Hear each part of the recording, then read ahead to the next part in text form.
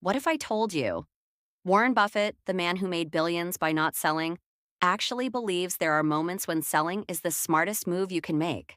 Yes, the same Warren Buffett who says, our favorite holding period is forever. The same investor worshipped for patience, discipline, conviction. But here's the truth nobody wants to talk about. Buffett didn't become one of the richest investors in history by holding blindly. He became rich by knowing exactly when to walk away. Because holding the wrong stock for too long doesn't make you patient. It makes you poor. Most investors don't lose money because the market crashes.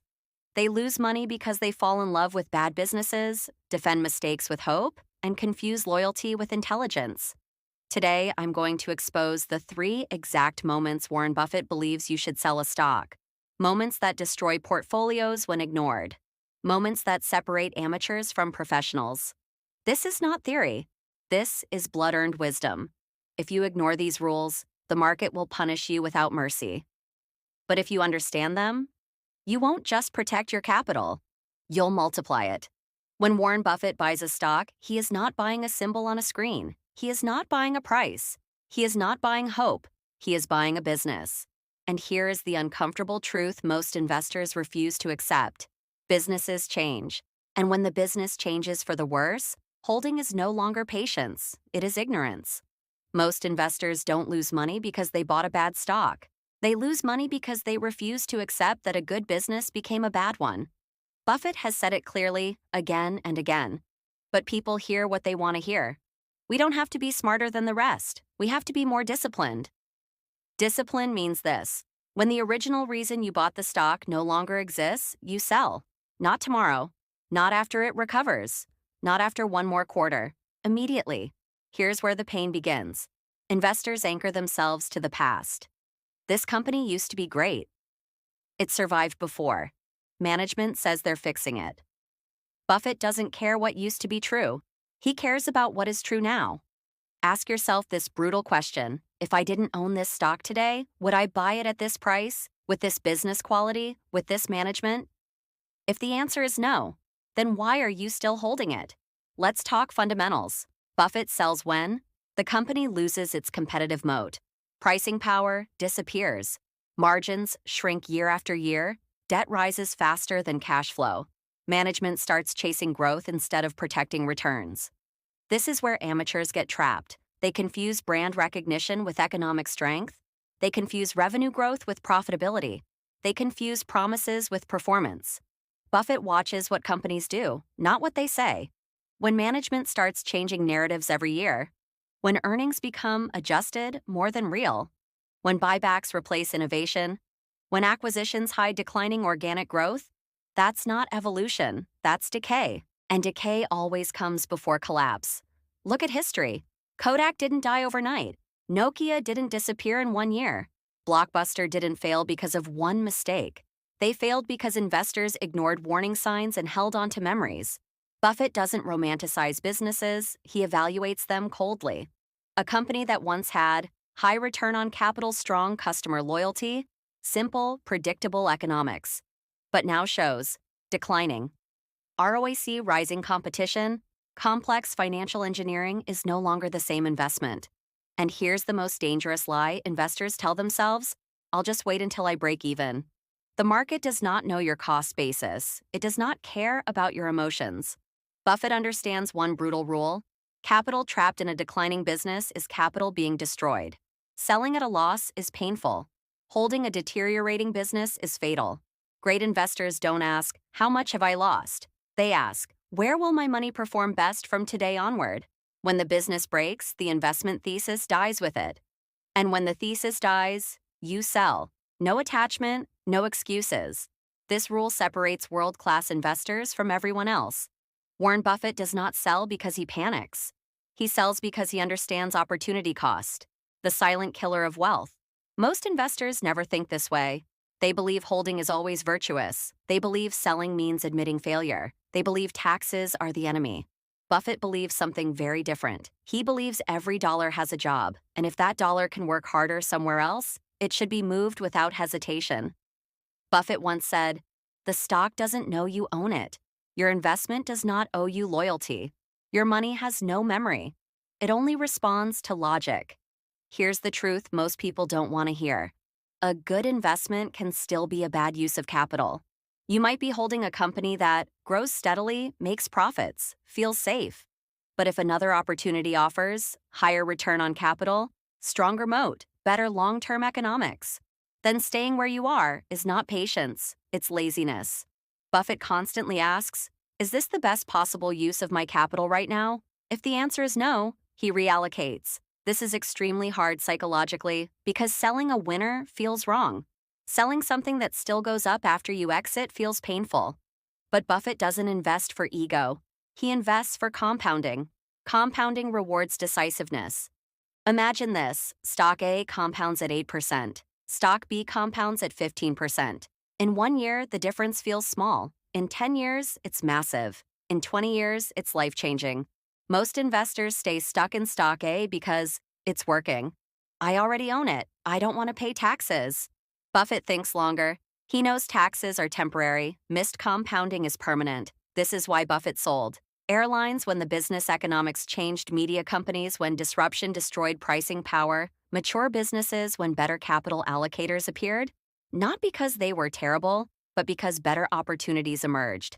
This requires courage, because markets reward activity emotionally but punish it financially. Buffett moves only when the difference in quality is undeniable.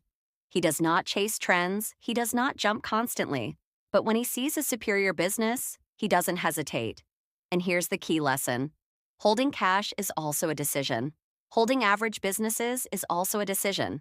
Buffett prefers doing nothing over doing something mediocre. But when excellence appears, he acts decisively. Ask yourself, is my capital earning the highest possible return for the risk I'm taking? Am I holding this because it's great or because it's familiar?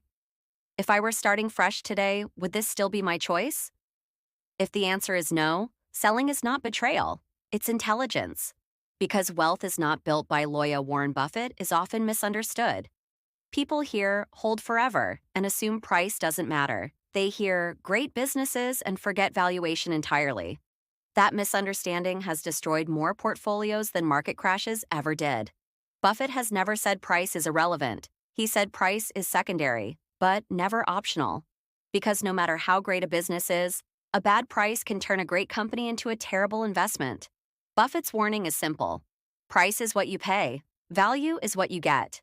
When price disconnects from value, risk explodes. This is where euphoria begins. Overvaluation doesn't feel dangerous at first. It feels exciting. It feels intelligent. It feels like everyone finally agrees with you. That's exactly why it's deadly. When a stock becomes wildly overvalued, three things happen. Expectations become unrealistic. Margin of safety disappears. One small mistake causes massive damage. Buffett doesn't ask, can this stock go higher? He asks something far more important. What happens if I'm wrong? When valuation assumes perfection, there is no room for error, and perfection never lasts. Overvaluation shows up in many disguises. Exponential price growth without matching earnings. Growth valuations justified by future potential instead of current cash flow. Metrics changing to make the stock look cheaper. Phrases like, this time is different. That sentence alone has wiped out trillions of dollars. History is ruthless. The dot-com bubble wasn't filled with stupid people. It was filled with smart people ignoring valuation. Buffett avoided it completely, not because he hated technology, but because prices had escaped reality. He didn't short the market. He didn't scream warnings. He simply did nothing, and doing nothing saved him billions. Here's the psychological trap. When a stock rises far beyond its intrinsic value, investors become emotionally attached. Selling feels like missing out. Every dip is just a buying opportunity. Buffett doesn't fight emotions. He designs systems that ignore them. He looks at sustainable earnings power, normalized margins, long-term growth reality. If the price implies outcomes that require flawless execution, zero competition, endless growth, then the investment is no longer rational. It's a gamble. And Buffett does not gamble. This doesn't mean he sells the moment a stock becomes expensive. It means he sells when future returns no longer justify present risk. There is a massive difference. A stock trading at a high multiple can still be rational.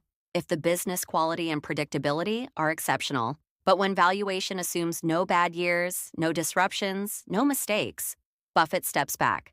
Because markets don't reward certainty, they punish it. Overvaluation creates asymmetric risk.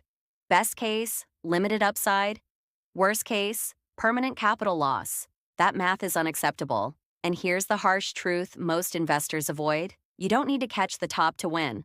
Buffett is perfectly comfortable selling early if the remaining upside is small and the downside is massive. He doesn't need maximum profit, he needs sufficient profit with safety. That's mastery. When everyone around you believes the story, when valuation no longer matters, when skepticism is mocked, that's not confirmation. That's a warning. Buffett has said, "Be fearful when others are greedy." Fear here does not mean panic, it means restraint. Selling an overvalued stock feels wrong in the moment, but holding it feels worse when reality returns, because valuation always matters in the end. Always. And those who ignore it don't lose money slowly, they lose it suddenly. Warren Buffett did not build his fortune by being emotional. He built it by being rational when others weren't. Most investors think success comes from knowing what to buy. That's only half the equation. Real mastery comes from knowing when to let go. Selling is not weakness. Selling is clarity. Because the market does not reward loyalty, it rewards discipline. Every investor loves the idea of holding forever, until forever turns into regret. Buffett understands something very few people truly grasp. Capital has no memory. It has no feelings. It has no ego. It only has one purpose: to compound. And compounding demands hard decisions. When the business breaks, you sell. When a superior opportunity appears, you reallocate. When valuation becomes insanity, you step aside. Not because you're afraid, but because you respect risk. The greatest danger in investing is not volatility. It's attachment. Attachment to past prices. Attachment to stories. Attachment to being right. Buffett never needed to be right all the time. He just needed to avoid being catastrophically wrong. That's the secret most people miss. You don't build wealth by chasing excitement. You build it by protecting capital and letting time do the heavy lifting. The market will test you. It will tempt you with greed. It will punish you with fear. It will reward patience, but only the intelligent kind. Blind patience destroys portfolios. Disciplined patience builds empires. If you want Buffett-level results, you must accept Buffett-level discomfort. You must sell when others are celebrating. You must walk away when others are emotionally invested. You must choose logic over pride, every single time. Because in the end, investing is not about stocks, it's about decisions.